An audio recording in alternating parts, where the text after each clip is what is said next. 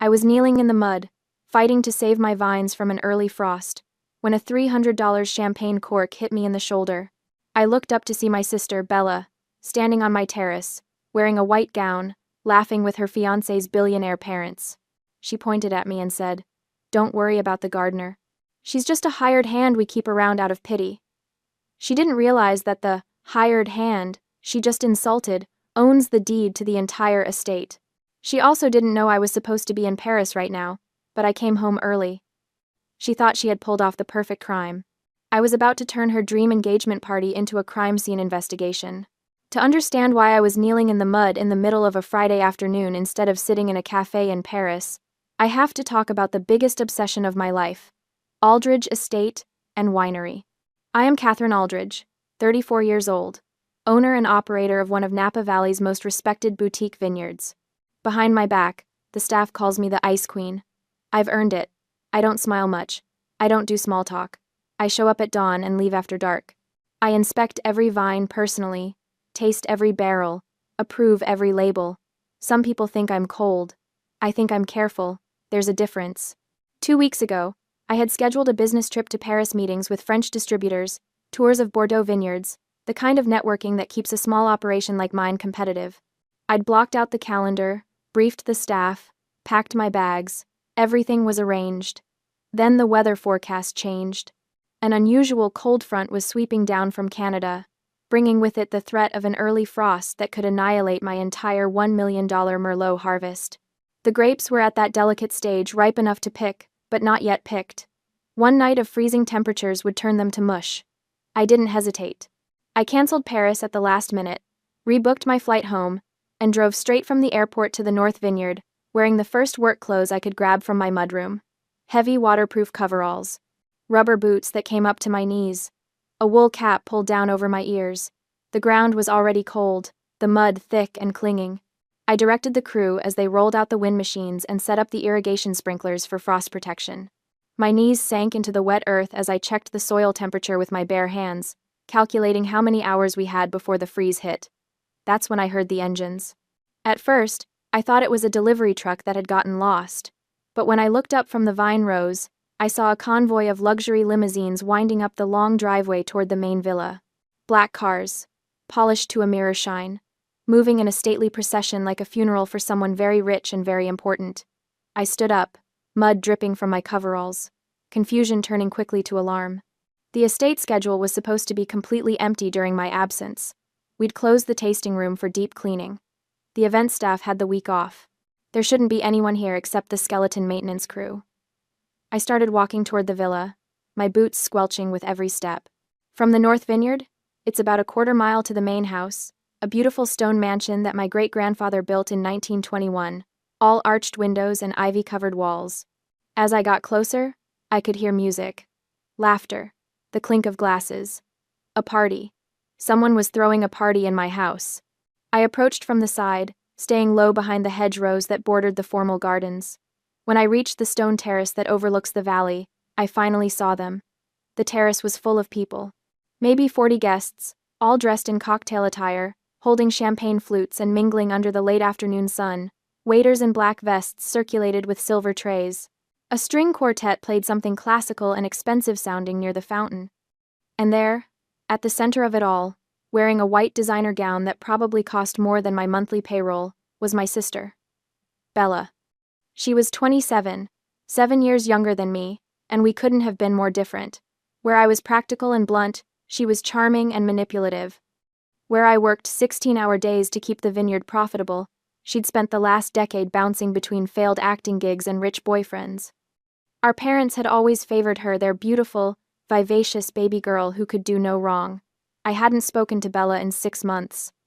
The last time we'd talked, she'd asked me for a loan to cover her rent. I'd said no. She'd called me selfish. I'd hung up. Now she was standing on my terrace, laughing with a tall, handsome man I didn't recognize, and an older couple who radiated wealth, the way plutonium radiates heat. I stood up, ready to march over there and demand an explanation. That's when the champagne cork hit me. It struck my left shoulder with surprising force. A small projectile launched from an expensive bottle some guest had just opened. The cork bounced off my muddy coveralls and landed in the grass. Everyone on the terrace turned to look at me. I must have been quite a sight. Covered head to toe in mud, hair plastered to my skull, rubber boots caked in vineyard dirt. I looked like a creature that had crawled out of a swamp. "Don't worry about the gardener," Bella said. "She's just a hired hand we keep around out of pity." The woman, I would later learn her name was Margaret Sterling, looked at me the way you'd look at a stray dog that had wandered onto your lawn. Distasteful. Dismissive. Bella continued, her voice dripping with false sympathy. "That's the hired manager for the family. She's a bit greedy and difficult, so it's best not to interact with her." Rage exploded in my chest, hot and immediate. I opened my mouth to scream, to announce to everyone assembled that I owned every square inch of this property, that Bella was trespassing, that this entire party was a fraud. But something stopped me. Maybe it was the look on Margaret Sterling's face, that aristocratic disdain, the certainty that I was beneath her notice. Maybe it was the way Bella was watching me, a tiny smirk playing at the corner of her mouth, daring me to make a scene. Or maybe it was the realization that if I confronted her now, in front of all these people, she'd find some way to spin it. She'd cry. She'd claim it was all a misunderstanding. She'd make me look like the villain. So I did something Bella would never expect. I stayed silent. I let them think I was the hired help. I let them believe the lie. I turned away from the terrace and walked slowly around the side of the villa, heading for the staff entrance near the kitchen. Behind me, I heard the party resume, the music and laughter swelling again as if nothing had happened. But everything had happened. Bella had exploited my travel schedule to hijack my property. She'd brought strangers into my home, served them my food and wine, pretended to be someone she wasn't, and she'd done it all while I was supposed to be thousands of miles away, none the wiser. She'd calculated this, planned it, committed to it, and now I was going to make her pay. I slipped through the staff entrance, tracking mud across the tile floor of the service hallway. I needed to get to my office. I needed to understand exactly what was happening here, how Bella had managed to pull this off, and then I needed to destroy her. I made my way down the staff hallway, the narrow corridor lit by fluorescent tubes that hummed overhead. This was the part of the villa that guests never saw the working guts of the estate, all industrial carpet and white-painted walls. I'd walked this corridor 1,000 times, but never like this. Never as an intruder in my own home. My boots left muddy prints on the carpet. Water dripped from my coveralls onto the floor. I didn't care. I was too angry to care about anything except getting answers. The executive office was at the end of the hall, past the supply closets and the employee break room. I pushed open the door without knocking. Sarah looked up from the computer, her eyes going wide. "Miss Aldridge?" Her voice came out as a squeak. "I thought you were in Paris." Sarah Miller was 24, fresh out of hospitality school, and had only been working at Aldridge Estate for 2 weeks. She was eager and competent, but inexperienced. The kind of person who followed instructions without asking too many questions. The kind of person Bella could manipulate. I stood in the doorway, mud dripping onto the polished marble floor of the office, and fixed Sarah with a stare that could freeze wine in the bottle. "Why is there a party at my mansion, Sarah?" She went pale. I thought you approved it. I got an email." "Show me." Her hands shook as she pulled up her inbox and turned the monitor toward me. There it was, sent 3 days ago, from an address that looked almost exactly like mine. Catherine.aldridge@aldridgeestate.com. Almost, but not quite. The real address was Catherine.aldridge@aldridgewinery.com. This one was missing the W in winery. A tiny difference, easily missed by someone who didn't know better. The email read, "Sarah, I approve lending the villa to Bella's family this weekend for free. Please coordinate with the catering staff and open the event spaces as needed. Do not disturb me while I am in Paris. I will not be checking email regularly. Catherine." I read it twice, my jaw tightening with each word. This wasn't just a family misunderstanding. This wasn't Bella getting confused or overstepping boundaries. This was premeditated fraud. Creating a fake email identity to misappropriate property, that's wire fraud, a federal crime. The kind of thing that carries a prison sentence if you're unlucky enough to get caught. Bella had calculated every step. She'd known I'd be out of the country. She'd known Sarah was new, and wouldn't question an email that looked official. She'd set up a fake account, sent fraudulent authorization, and then waltzed into my home like she owned it. There was no room for the innocent mistake defense. Not anymore. It's not your fault, I said, and was surprised to hear my voice come out calm, cold. The Ice Queen voice that made staff members straighten their spines and pay attention. You did what you thought you were supposed to do. Sarah looked like she might cry. I'm so sorry, Miss Aldridge. I should have called to confirm. What's done is done.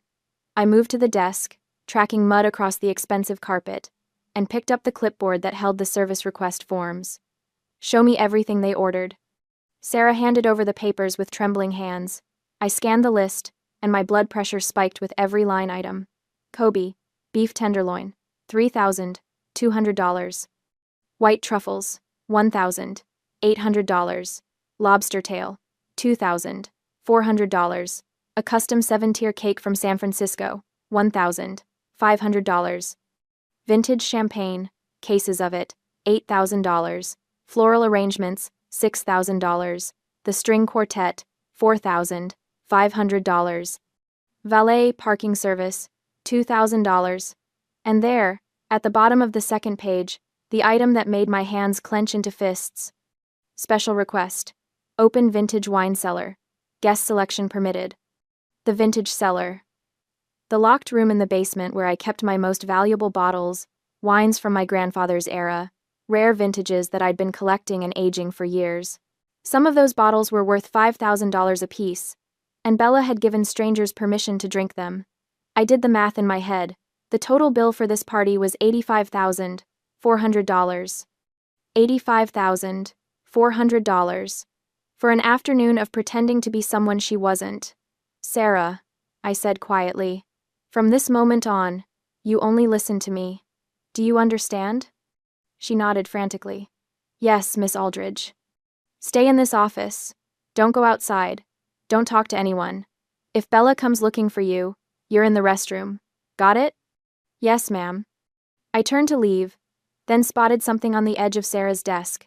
The wireless credit card terminal, a portable POS machine that we used for private tastings and events. Small, black, about the size of a paperback book. I grabbed it and shoved it into the chest pocket of my coveralls. I'm going to need this, I said. Sarah's eyes widened, but she didn't ask questions. Smart girl. I left the office and headed deeper into the staff corridor, toward the security wing.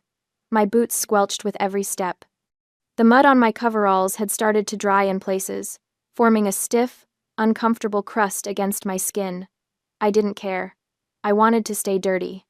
I wanted to look exactly like this when I confronted Bella, muddy, disheveled, a walking reminder of who actually worked to maintain this estate while she played dress-up with stolen luxury. The security office was in the basement, accessible only through a keycard lock. I swiped my card and pushed open the heavy door. Frank Miller, our head of security, looked up from his monitors. He was in his 50s, built like a retired linebacker, with gray hair buzzed military short. He'd worked for my family for 20 years. If anyone was going to have my back, it was Frank. Catherine? He stood up, his expression shifting from surprise to concern. What the hell is going on? I saw the cars, but Sarah said. Sarah got a fake email, I interrupted. Bella's throwing a party. In my house. Without my permission. Frank's jaw tightened. You want me to shut it down? Not yet.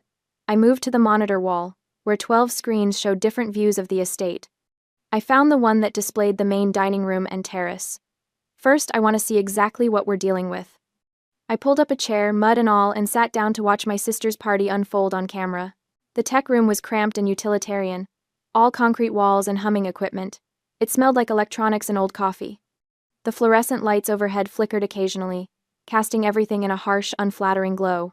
It was the opposite of the luxury happening upstairs. Down here, there was no champagne, no string quartets, no illusion of elegance, just me, Frank, and the truth displayed on 12 security monitors. I didn't change clothes. The mud on my coveralls had dried completely now, forming a stiff, uncomfortable shell that pulled at my skin with every movement. It itched terribly. Bits of dried dirt flaked off whenever I shifted in my chair. But I didn't move. I wanted to feel this discomfort. I wanted it to fuel my rage, to remind me exactly why I was about to burn Bella's world to the ground. Frank.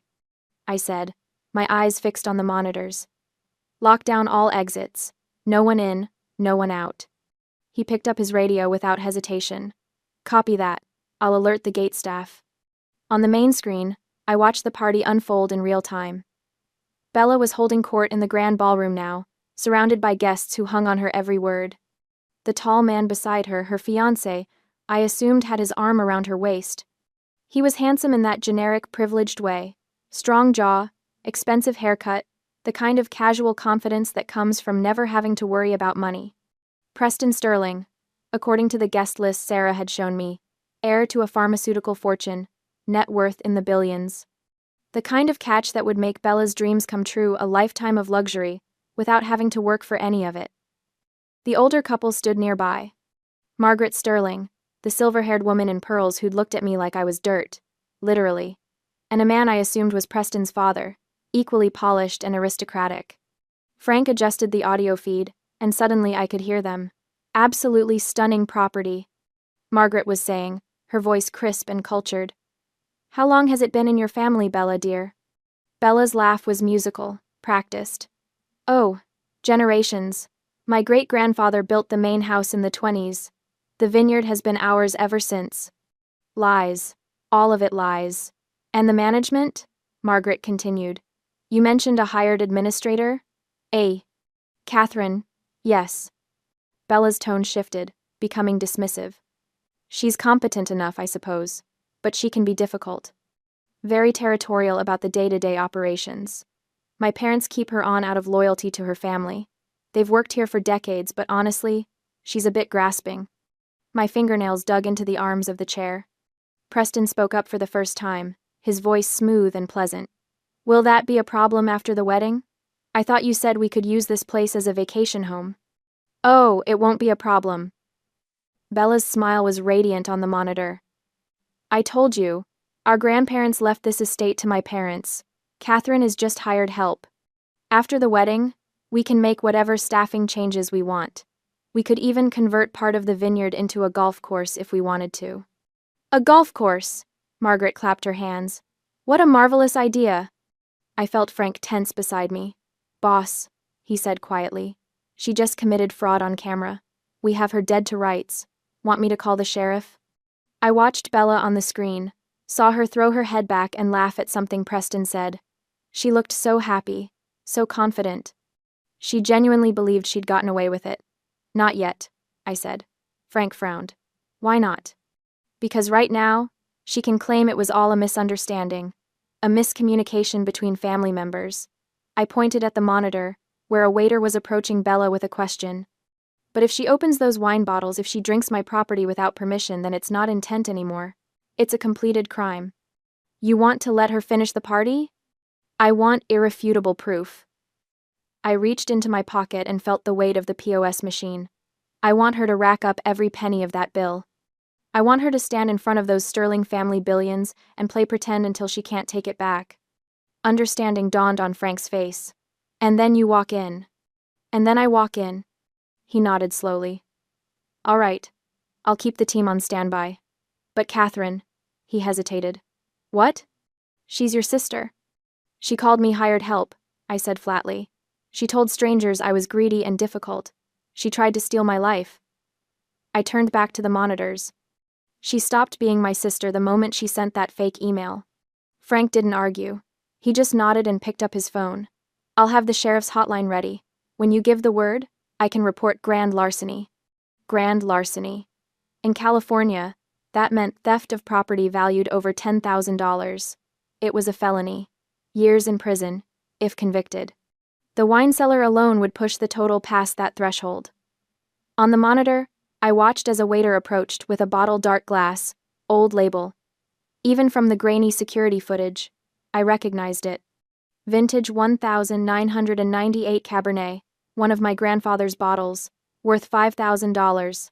Bella nodded enthusiastically. The waiter opened it, poured 5 glasses, distributed them to Bella, Preston, and his parents. They raised their glasses, toasted, drank. I felt something cold and hard settle in my chest. Not quite satisfaction, not quite revenge, just certainty. Now we wait, I said. We sat in that cramped tech room for over 3 hours, a vigil of anger and patience. I didn't move from the chair, didn't shower, didn't eat, didn't even go to the bathroom. I just sat there, covered in drying mud, watching the party unfold on 12 different screens. Frank brought me water at one point, and I drank it without tasting it. My entire focus was on the monitors, on cataloging every crime, every transgression, every moment of Bella's delusion. As the afternoon light began to fade around 4:30, they opened a second bottle from the vintage cellar. Another $5,000 gone. 45 minutes later, the caterers brought out the Kobe beef, perfectly seared, plated on china I'd inherited from my grandmother. Margaret Sterling declared it divine. By 6 o'clock, Bella was ready to give her speech. She stood on the terrace with Preston, his arm around her shoulders, and thanked everyone for coming to celebrate their engagement. She talked about how excited she was to start this new chapter of her life, how grateful she was to have found a partner who understood her. She didn't mention me once. "This is hard to watch," Frank muttered. I said nothing. The dried mud was cracking on my arms now, falling in tiny flakes onto the floor. My skin underneath felt raw and irritated. I welcomed the discomfort. Let myself feel it. Let it sharpen the edge of my anger into something clean and surgical. Around 6:45, Margaret Sterling pulled Bella aside for a private conversation in the study. I switched the audio to that room's feed. "Very impressed with the property," Margaret was saying. "Preston has always wanted a wine country retreat. If you're serious about making this available after the wedding, I'd like to discuss terms." "Terms?" Bella's voice was careful. "A financial arrangement. We'd purchase a stake in the property, of course. Become partners with your family. I'm thinking something in the neighborhood of $3 million. $3 million. For a share of property Bella didn't own. I felt Frank look at me, but I kept my eyes on the screen. "That's very generous," Bella said slowly. "Think about it." Margaret patted her hand. "Talk to your parents. We can have our lawyers draw something up next week." Bella smiled. "I'll definitely discuss it with them." "Good." Margaret stood. "Now shall we rejoin the party? I believe they're about to cut the cake." They left the study. I switched back to the main ballroom feed. "She's going to sell your property to them," Frank said. "That's her game.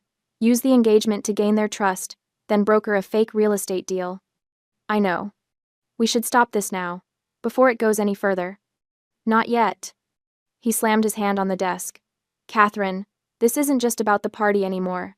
She's setting up a con that could land her in federal prison." "Good. She's your sister." I finally looked at him. "She stopped being my sister when she decided I was disposable. When she looked at everything I've built and thought she could just take it." I stood up, dried mud raining off my coveralls. "I gave her chances, Frank. I loaned her money. I offered her a job here, real work, with real pay. She turned it down because it wasn't glamorous enough. She wanted the rewards without the effort, and now she's trying to steal them. So you're going to let her commit fraud on camera. I'm going to let her commit every crime she's capable of committing, and then I'm going to make sure she faces every consequence she deserves." Frank was quiet for a long moment. Then he nodded. "All right, your call, boss." On the monitor, the party reached its peak. Guests clustered around as the massive cake was wheeled out 7 tiers of white fondant and gold leaf, topped with sugar flowers that probably cost more than most people's wedding rings. Bella and Preston stood together, holding the knife, smiling for a photographer I hadn't even noticed until now. They cut the first slice together, fed each other bites, kissed while everyone applauded. The clock on the wall struck 7. 4 hours since the champagne cork had hit my shoulder. 4 hours of watching my sister play pretend in my house with my things. I reached into my pocket and felt the POS machine. The weight of it was reassuring. Solid. Real. "It's time," I said. Frank stood up. "You want the security team?" "Gather them," I said. "But let me enter first. I want them to see me alone." "Understood." I walked to the door, then paused. "Frank? Have that sheriff's hotline ready. If she doesn't cooperate, I'm pressing charges immediately." "Will do." I left the tech room and walked back through the staff corridor, retracing my muddy steps from earlier. But this time, I wasn't hiding. I wasn't sneaking around my own property like a criminal. This time, I was walking toward the main ballroom with purpose. The POS machine sat heavy in my pocket. In my mind, I ran through the numbers one more time. $85,400. Grand larceny. Wire fraud. Trespassing. Impersonation. Bella had built herself a trap out of champagne glasses and lies, and now she was standing in the middle of it, smiling for cameras, dreaming of millions. I was about to spring it. I reached the service door that led to the main ballroom, put my hand on the handle, took one deep breath, and then I pushed it open and stepped into the light. The main doors to the dining room didn't just open, they were thrown wide. I didn't wait for an announcement. I walked straight in. My rubber boots landed with a heavy, wet thud against the polished marble floor, leaving muddy footprints with each step. My coveralls were caked with dried earth that flaked off as I moved, creating a trail of dirt across Margaret Sterling's pristine white runner. My hair, which I deliberately left wild and tangled, hung in matted clumps around my face. I could feel dried mud cracking on my cheeks when I set my jaw. The contrast was perfect. Around me, a sea of silk and satin, champagne flutes and pearl necklaces, $1,000 updos and designer heels. The air smelled of expensive perfume and catered hors d'oeuvres. Crystal chandeliers cast everything in a warm, golden glow. And there I stood, the swamp monster at the ball. Every eye in that room locked onto me. Conversations died mid-sentence. Someone's fork clattered against their plate. In the corner, a guest gasped audibly, hand flying to their mouth. I didn't look at any of them. My eyes found Margaret Sterling's table in the back corner, the power position, naturally, and I walked straight toward it. Each footstep echoed in the sudden silence. Thud, crunch, thud, crunch. Bella saw me first. She stood so fast her chair scraped backward. You're supposed to be in. I reached past Preston's shoulder, past his untouched plate of herb-crusted salmon, and wrapped my muddy fingers around the neck of the wine bottle, sitting in the center of their table. The vintage 1998 Cabernet Sauvignon. I held it up to the light, examining the label with exaggerated care. The bottle was already open, breathing in a crystal decanter that probably cost more than most people's monthly rent. About a third of it had been poured out into the glasses around the table. Frank, I said, my voice carrying across the silent room. Behind me, the doors opened again. Frank stepped in, flanked by two uniformed security officers. They didn't draw weapons, but they stood with a military precision that sucked the oxygen out of the room. I don't recall signing a release order for this 1998 vintage, I said, not taking my eyes off the bottle. Frank pulled out a tablet from his jacket, made a show of scrolling through it. His face remained professionally neutral. No release order exists, Miss Aldridge. I've checked the inventory logs twice. Huh. I turned the bottle slowly, letting everyone get a good look. Because this particular vintage? Market value is $5,000 per bottle. I heard the whispers start then, a ripple of shock moving through the crowd. 5,000? She's joking. Did she say per bottle? I set the bottle down with a deliberate clunk and turned my full attention to Bella. My little sister had gone absolutely white. Even her lips had lost their color, making her carefully applied lipstick look garish against her skin. Receiving stolen property valued over $10,000. I said conversationally, is grand larceny in the state of California, and considering you've already consumed about $1,700 worth of this particular bottle, and I can see at least 2 more empties on that side table. I gestured, with my muddy hand, toward the discarded bottles. We're well past that threshold. Preston started to stand. Now wait, sit down, Margaret said quietly. He sat. I pulled the wireless POS machine from my coverall pocket. A clump of dried mud fell off it and landed on the white tablecloth. Here's how this works, Bella. You're going to pay the $85,400 you charged to this estate's accounts, right now. Or you're going to leave here in a Napa County Sheriff's cruiser. Your choice. This is insane. Bella's voice pitched higher. This is my engagement party. You can't just... Wire fraud. I held up one finger. That fake email you sent pretending to be me? That's wire fraud. Federal offense. Another finger. Criminal trespass. You're not authorized to be on this property. A third finger. Grand larceny. We just covered that one. I smiled. and I knew it wasn't pretty. Want me to call in the sheriff? He's on standby. 5 minutes out. I can have you in handcuffs before dessert is served. You're bluffing. But Bella's hand trembled as she reached for her purse. Try me. The room had gone so quiet I could hear the ice melting in someone's water glass 3 tables away. Bella pulled out her card with shaking fingers. It was a premium card. I noticed the kind with no preset spending limit. The kind she'd probably sweet-talked some bank manager into giving her based on her impending marriage to wealth. I held out the POS machine. She swiped. We all waited. The machine beeped once, twice. Then it displayed in bright red letters. Transaction declined. Oh, that was sweet. That's not possible, Bella whispered. She grabbed the card back, stared at it like it had personally betrayed her. Try it again.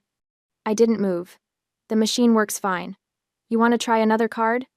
I don't have another card. This is Mom? She turned desperately to our mother, who was sitting 2 tables away looking like she wanted to sink through the floor. Mom, your card? I need. Turns out $85,000 is slightly above your credit limit. Funny how that works. Bella's breathing had gone shallow and rapid, panic attack territory, but I wasn't quite done yet. So here's what's happening, Bella. You have exactly 2 options. Option 1. You pay what you owe right now with cash or a valid card. Option 2. I press charges, you get arrested for multiple felonies, and this whole party becomes a crime scene. The champagne stops flowing, the catering gets shut down, and all these lovely people, I gestured around the room, get to watch you do the perp walk in your engagement dress. Personally, I think option 1 is better for everyone involved, but I'm flexible. She can't pay. Preston finally found his voice. Can't you see she doesn't have it? We'll figure something out. We'll arrange a payment plan or... A payment plan. I let the words hang in the air. For stolen goods. That's not how this works, Preston. A chair scraped. Margaret Sterling stood. The entire room seemed to hold its breath. Margaret was the kind of woman who commanded attention without trying 70 years of inherited wealth and social power, radiating from her like heat from asphalt. Her silver hair was swept into an elegant chignon. Her navy dress probably cost more than my truck. Diamond earrings caught the light when she moved. She looked at me. Really, looked at me. I was covered in mud. My hair was a disaster. I was wearing rubber boots to her granddaughter's engagement party. By every social measure, I should have been beneath her notice, something to be removed by staff, an embarrassment to be dealt with quietly. But Margaret Sterling didn't look embarrassed. She looked to assessing. Her eyes traveled from my muddy boots to my stained coveralls, to my tangled hair, and then back to my face. And in that moment, I saw something shift in her expression. It was subtle, a slight narrowing of her eyes, a tiny quirk at the corner of her mouth. Recognition. Not of me, exactly. Recognition of what I was. A predator looking at another predator. A woman who understood power, looking at another woman who'd just demonstrated it. She despised Bella. I could see that clearly now. Despised the gold digging, the manipulation, the transparent greed. But me? The woman who'd crashed her grandson's engagement party looking like a swamp creature, who'd backed her future daughter-in-law into a corner with cold precision, who'd chosen public humiliation as a weapon. Me, she respected. Margaret reached into her clutch and pulled out a card. Not just any card. A Black Centurion card, American Express's invitation-only monster, the one with no spending limit at all. She placed it on the table with a soft click. Swipe it, she said. $85,400. Oh my God. Bella's face lit up with desperate relief. Oh, I knew you'd under. Shut up. The 2 words were delivered with such cold precision that Bella's mouth snapped closed mid-syllable. Margaret didn't look at her. She kept her eyes on me. I'm not paying for her. I'm paying to buy silence. There's a difference. Do we understand each other, Miss Aldridge? I picked up the card, swiped it through the machine. The approval came through in less than 2 seconds. Transaction approved. $85,400. I held out the receipt. Margaret took it, folded it precisely in half, and tucked it into her clutch. Then I did something that surprised even me. I looked at Frank and gave a single, slight shake of my head. His hand moved away from his radio. the police sitting in their cruiser 5 minutes away, ready to roll would stay put. This was done. This was a civil compromise. Money had exchanged hands. The debt was paid. I didn't need my sister in handcuffs and a mugshot. I just needed her, broken. And judging by the way she was trembling, by the tears starting to track through her makeup, by the absolute devastation on her face as she realized what had just happened, that her future mother-in-law had bought her like property, that everyone in this room had just watched her hit rock bottom, I'd succeeded. Margaret turned to face Bella for the first time. My lawyer will arrive tomorrow morning at 9. You will sign every document she places in front of you. You will not argue. You will not negotiate. You will not call your mother or your sister or anyone else for advice. Do you understand? Bella nodded mutely. I asked you a question. Yes. Bella's voice cracked. Yes, I understand. Good. Margaret straightened her already perfect posture. The wedding will proceed as planned. The Sterling name will not be associated with theft or scandal. You will smile. You will be gracious. You will be the perfect daughter-in-law. Her smile was razor-sharp. And you will remember, every single day, exactly how much you cost me. Every text message, every purchase, every decision you make, I will know about it. Consider yourself managed. She turned back to me and extended her hand. I looked down at my muddy palm, then back at her. I don't shake hands when I'm this filthy, I said. Smart woman. Margaret almost smiled. Almost. My son is an idiot, but my lawyer is exceptional. Your wine will be compensated at full market value for today's borrowing. You'll have a check by Monday. That's not necessary. It's not about necessity. It's about doing business properly. She glanced around the room, at all the frozen, staring faces.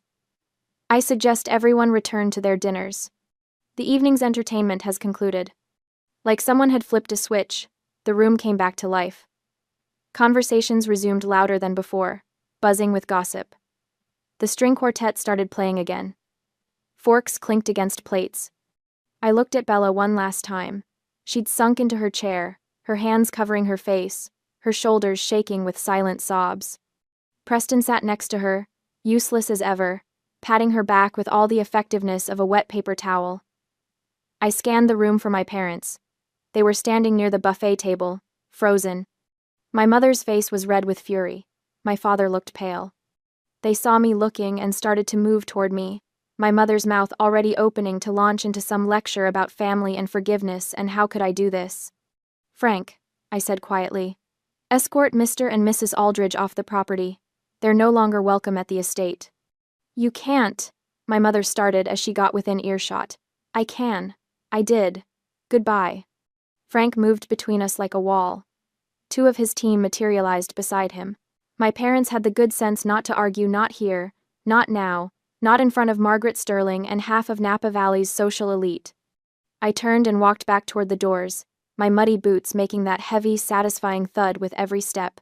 Behind me, I heard Margaret's voice, clear and carrying. Someone get this girl a proper glass of wine, not the stolen vintage, something appropriate.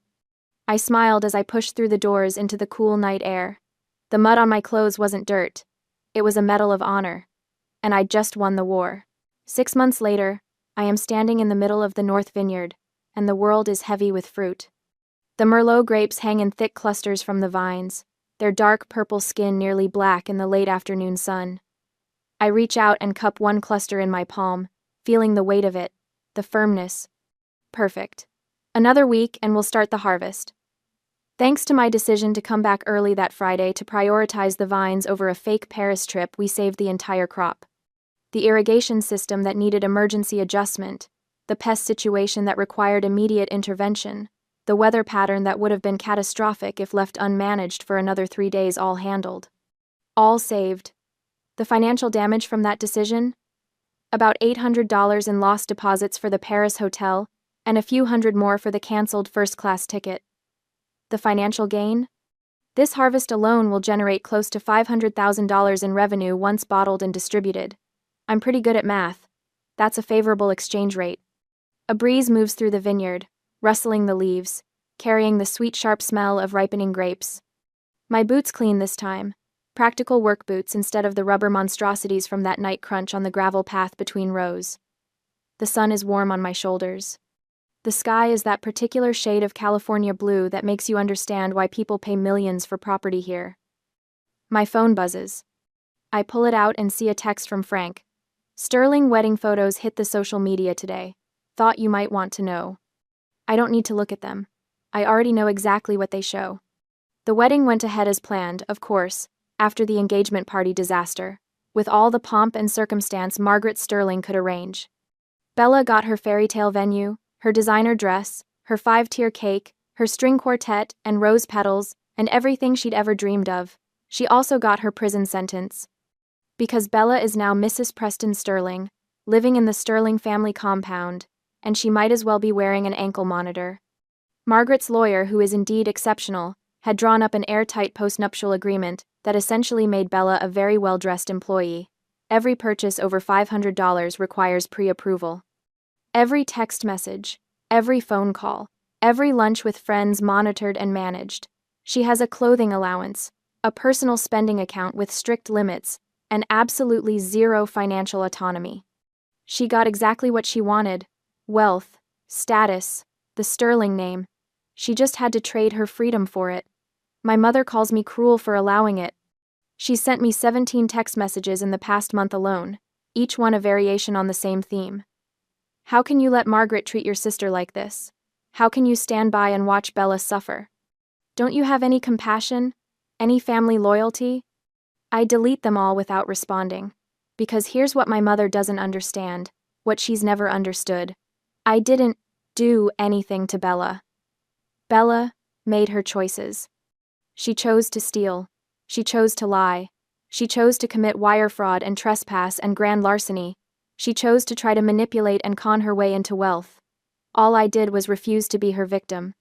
All I did was enforce consequences. And when Margaret Sterling offered to handle those consequences in her own way, to buy Bella's compliance and future behavior with the one thing Bella valued above all else, money and status, I didn't stand in the way. Margaret and I have an understanding now. We're not friends. We don't have lunch dates or exchange Christmas cards. But we respect each other. We recognize each other. Two women who understand that power isn't given, it's taken, and that sometimes the cruelest kindness is letting people face the natural consequences of their actions. She sends me a case of wine every month. Top shelf, properly released from inventory, with all the correct paperwork.